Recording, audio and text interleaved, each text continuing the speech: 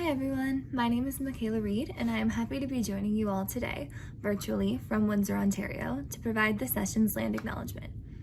What is now known as Windsor exists on the land of the Three Fires Confederacy, comprised of the Ojibwe, Odawa, and Potawatomi peoples, who have existed here since time immemorial.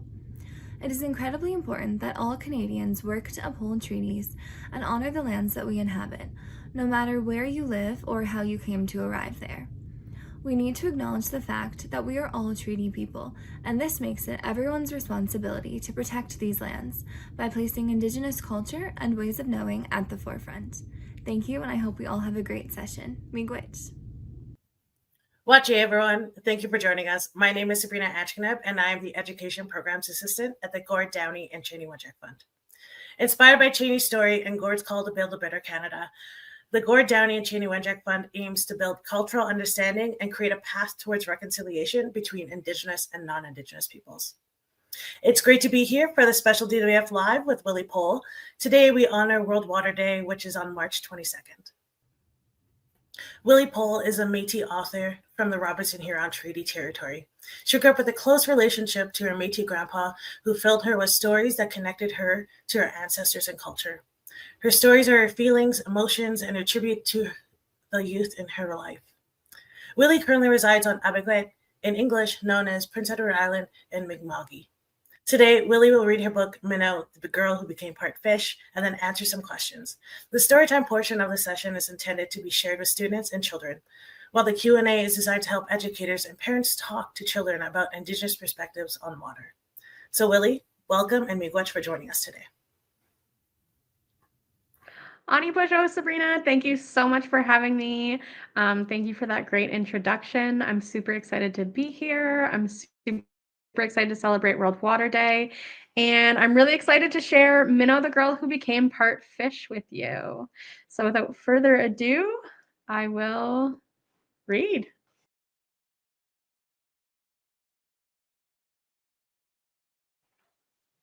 Minnow, the Girl Who Became Part Fish. Minnow lived along the wide open sea where she could always be found cleaning up debris. Minnow was named after the smallest of fish, and to live in the ocean was Minnow's deepest wish. She walked along the beach collecting heaps of trash. She watched the waves, the rocks collide and crash. This day was different, and Minnow could tell, for today's tide was so strong it took every rock and every shell. The sky was dark and a storm was rolling in, and in the great ocean's distance, Minnow spotted a fin. She ran along the beach and yelled at the whale, and in that instant she was growing a tail. Her eyes grew wide as she saw her hands turn to fins, and a long fishtail grew where she used to have shins. Minnow then plunged into the ocean's depths, and this new world before her now looked so complex. The water was dark and the creatures were in dismay. They knew humans too well and did not want to be the next fillet. Minnow reached out to them, but they wouldn't come near. She shouted at them, "But what is it you fear?" And a single fish stopped and swam up to her nose. "Your kind are not good, and the threat only grows." The fish shouted at her, his eyes big and wide, "Half fish and half girl, you must choose a side." And with that, the fish waved his fin to the girl. "Follow me, and I'll show you our world." Together they set off into the unknown, and in no time at all uncovered a large whale bone. "Oh no," Minnow shrieked, "how could it be? For he is the largest and most powerful in the sea." And the fish merely scowled and pointed his fin. "Don't you see all that netting he got caught up in?" Tears started to pour as Minnow began to cry. "I just don't understand it. How come and why?" The girl felt a sadness she never before knew, but they had to continue on with the whale in their rear view. Next, the fish took Minnow closer to shore. He warned, "It doesn't stop here. Brace yourself, there is more." Minnow looked towards the depths and saw an endless pipe of steel. The fish shouted, "Meeting after meeting, yet our kind are always left out of the deal." The fish bellowed in anger, and Minnow didn't understand. "But what's so bad about steel? We have tons of it on land." The fish then brought her closer to have a better peek, and Minnow started to cough as she was in the trail of a leak. "Oh no," Minnow shouted as she watched the oil expand. There is so much of our world humans can't even comprehend. You pollute and pollute without our consent, and now you will have to decide who you choose to represent. Minnow looked around at the barren sea. All of the life had already fled. The oil was spreading alarmingly fast. How much longer, she thought, but was too afraid to ask. She swam to the surface to get a better look, and the sight she saw next left her feeling quite shook. The birds were all covered in a black sort of tar. They were flapping their wings, but they couldn't get far. She knew what would happen if they couldn't take flight. The darkness would swallow everything in sight. The fish glared up at Minnow as the oil swirled near, and in that moment, Minnow knew who she was crystal clear. I know what I have to do. I have to get back to the land. And with that, the fish looked shocked and couldn't comprehend. Back to those monsters, even after what you saw? And Minnow smiled. No, no, my fish friend. I must go back to that world, so yours I can defend. So together they swam to the shore where she was from. It was then that Minnow heard her people's drum. Her breath came back and she craved the air, and her fins went away and she ran to her people who were singing a prayer. They opened their arms wide and rejoiced at her sight, but Minnow knew that she still had to fight a great fight. She looked at her people and shared what she had learned, and everyone began to grow quite concerned. The next thing you know, they had gathered 100 nations, armed with their songs and ready to defend all their relations. For the salmon, for the whales, for the fish, for the water. And onward they went with a message and chant, respect Mother Earth, her waters and land. The end. I'm so excited to share it with you. I hope you loved it as much as I do. Minnow is a really special book. It comes from my own connection to water, my family's connection to water, and a lot of my students' connections to water. I think that everyone has a connection to water. It's what keeps us alive. It's what sustains us. And so I think the story is really universal in the love for water that we all should have. So I'm really excited to share it with you today. I hope that it makes you want to become change makers and water protectors. And miigwech for having me.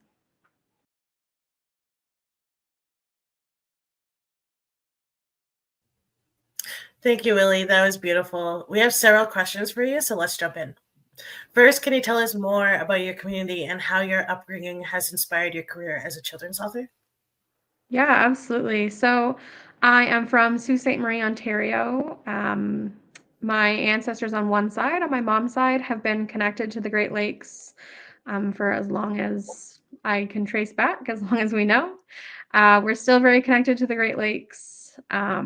I think that I came from a family where I grew up with a lot of stories about how the land sustained us. And so I grew up in a family where I learned stories of dog mushing and hunting and fishing as a way of survival, and also had, distant ancestors who had worked in the fur trade. My great great grandmother was born in a canoe off the coast of Killarney, Ontario. And so there's always kind of been this like love for the Great Lakes and the beauty and just the stories around that. And Minnow is a really kind of interesting one because when I wrote Minnow, I was out of my community, and I've lived out of my community for a long time. And I wasn't super connected to my community as a kid. I got more connected as a teenager, and then I pretty much left to go away to school. And then I never went back and lived in my community. I've been traveling ever since, living in different Indigenous communities. And so a lot of Minnow was actually based in my time in BC with some of my students there who rely on the salmon population and their salmon people. And so listening to their stories of how the decline of the salmon has impacted them. And I had one child look at me and say, like, I wish you would have came a few years ago when you could have had salmon. And I was like, what do you mean? Like, when I could have had salmon? We have salmon. And she was like, no, not that kind. Like, we used to be able to fish this salmon and we can't anymore. And, we really miss it. And I wish I could have shared that with you. And I think that was like a really beautiful moment. And, something that a 6-year-old looked up at me and said. And so it was really impactful for me to see that even the youngest generations are are looking at why their foods are no longer sustaining them, and even though they have for thousands of years. And so Minnow was really born out of those experiences as well. And it's based on the West Coast because that's where I was at the time. And there was a lot going on at that time. I was really inspired by a lot of the water and land defenders. I was really inspired about, what was going on at Wet'suwet'en and what was going on at Fairy Creek and all of these like powerful Indigenous nations standing up. And so I wanted to create something that the kids of those nations and the kids of the world can look at and kind of see land protection in all of its power and where it's rooted from, and see a young girl, a future matriarch leading that in a story. And I think that that's really where it was born out of so many things. I could go on tangents about what connected me to Minnow and all those moments, but So thank you for answering that. Métis communities have a unique relationship with the land, water, and environment that reflects both Indigenous and settler histories. Can you share any personal experiences or teachings from your Métis heritage that emphasizes your relationship to water? I think this is a really, really interesting question. My family has had a connection to water for as long as I can, remember on both sides. My dad's side is from England, and my grandparents moved from England to Canada when they were about 16. And when I was little, they actually had a camp out on the lake. And so most of the fishing and harvesting I did was actually with the British side of my family. And I remember like listening to them talk about coming to Canada and why they stayed and why they loved it so much. And it was about this like rich wildlife that we had here, that didn't exist in the UK and that had been mostly decimated in the UK by that point. And so there is always kind of walking in two worlds, I think, when you're Métis or when you're mixed in general. And I think that all of those experience kind of blended together to create who I am and my love for water. It wasn't just my Métis heritage or my Métis culture. I grew up really disconnected from a lot of my Métis culture. And I was really, really blessed to also be, members of different communities across Turtle Island. I taught in different First Nations all over the place. And a lot of them kind of took me in and taught me how to hunt and taught me how to fish and taught me about their territory. And so, I think a lot of my stories are actually a blended mix of a whole bunch of different teachings, from my mixed heritage and from the people who inspire me. And I think that the teachings I get the most are always from the youth. I can remember youth telling me that they used to be able to smell the salmon when they would come through. That's how they knew they were there and that they can't anymore. I've went out, tagging caribou with youth in the north. I've just learned so much from young people, and I think that often they don't know the traditional ecological knowledge that they even hold and how powerful it is. Métis communities are very connected to water, and that waterways were like roads. Especially for Métis people who are usually very involved in the fur trade. But also there's a lot of like settler colonialism within the fur trade, right? Like it's a very blended part of both of those things. And I remember hearing a story about how there were a lot of Métis people in the fur trade and they knew that they were over harvesting a lot of the fur-bearing animals. And so one of my favorite stories is how they were told not to hunt the wolf because the wolf is a close relative to us. And that there was a prophecy that when our people turned on the wolf, that people would turn on them. And so there was this elder in Wikwemikong who was teaching me this story, and he was talking about how, when we did start to overhunt the animals along the Great Lakes, and when we did start to sell the wolf for a price, there was all of these negative impacts of colonialism that came with that and after that. Yeah, that's beautiful that you've been able to visit so many communities. I know, like growing up, when somebody new would come to like my community, like, oh, let's take them hunting, let's take them on a boat, or let's go visit the dump. I feel like that's everything people do. Yeah, fully. Yep. Let's go see some wildlife. Let's go to the dump. Yeah. But Bears. yeah, bears, some bears. We had an Arctic fox in my community that was there one time. So many Indigenous communities are facing significant challenges in access to clean water, especially in Canada where boil water advisories remain common on some First Nations. How can books like Minnow raise awareness of these issues and inspire young readers to get involved in advocacy for clean and accessible water for all? Yeah, I think that there's um, a lot of climate anxiety in our young people. I was a teacher and I remember teaching climate change and global warming, and it was heavy and really depressing and really upsetting. And it often feels like there's nothing you can do to make a difference. There's just one thing after another. Constantly the coral reefs are dying and the orcas are dying and the salmon are dying and the wildfires, and there's just so many things compounding to create this climate anxiety. And so I really wanted to create something that shows that someone can rally people, and come together to make a difference, and that those fights for land protection and land sovereignty are really important. And I wanted to kind of showcase that, most of the world's biodiversity is being protected by Indigenous people, and that Indigenous people are at the forefront of land and water protection, often at great risk to themselves.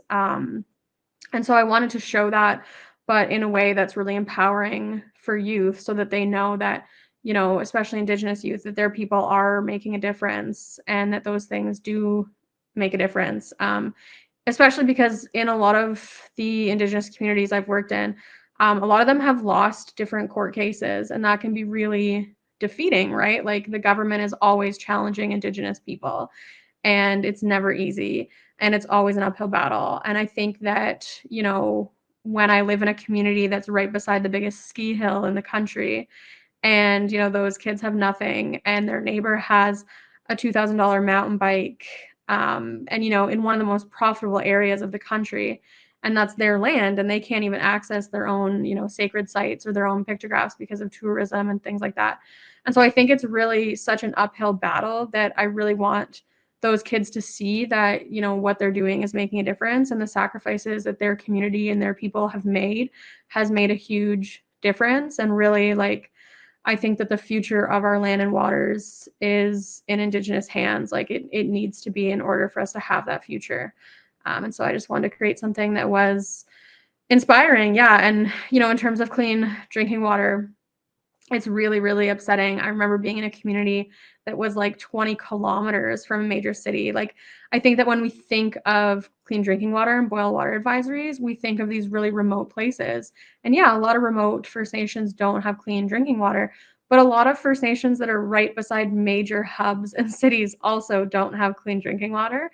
And that would not even be an overly expensive fix. And so to see how like disrespectful the Canadian government is to Indigenous people in that realm is upsetting. And I just wanted to create something that was hopeful and inspiring and shows Indigenous power, because that's what I see. Like, I just see a bunch of badass land back protectors, and yeah, that's what I wanted to create.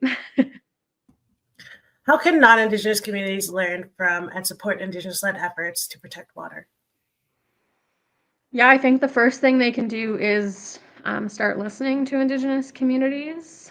Um, I think that we have so much reconciliation to do as a country. And, I see recently with the forest fires in California, and, learning about how the Indigenous people there used to do traditional burns in order to kind of mitigate forest fires. And also learning about how invasive species like eucalyptus, which is quite flammable, have been introduced to that area. And so, there's these mixture of things that are happening that Indigenous people have the answers to and always have, but they've been silenced for so long that they are now speaking up. But also, a lot of Indigenous nations might not be speaking up yet. And I think that non-Indigenous people need to give that kind of space and time and support them, because they have been silenced. And I think it can be really scary to kind of come forward now after so many years of being forced to be quiet. And so, we see a lot of our youth like just kind of being so fiery and so passionate. And I think that our young people are really going to be the next change makers. I think that, they say it takes 7 generations of healing. And so I think we're, close to a point where our young people are no longer going to be silenced and they're going to be loud. And I hope that when they are, that all of the non-Indigenous people and settlers in Canada are listening, because, I really think that they do hold the key to a sustainable future. Thank you so much. This is our last question for today. The theme for World Water Day this year is glacier protection. While this isn't connected to the theme of your book, what do you hope people will take away from this conversation and the conversation around World Water Day? Absolutely. I think that what I really want people to take away is that they can make a difference, that anyone can kind of be a change maker, and, to support Indigenous initiatives that are fighting for all of our future. And just kind of, yeah, I just want people to like listen to Indigenous communities and knowledge keepers and be aware that there is great personal sacrifice in what a lot of Indigenous communities do to fight for our water, and to fight for clean water.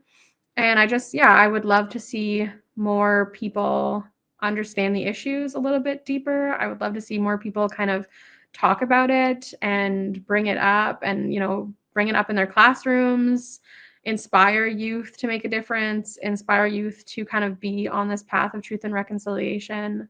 I just think that everyone should know that they can make a difference, and that we can make a difference. We can make a bigger difference if we work together. Thank you, Willie. And to all those who tuned in today, you can head over to downeywenjack.ca/DWF Live for a list of our upcoming sessions and to look back at past sessions too. Miigwech, and have a good day.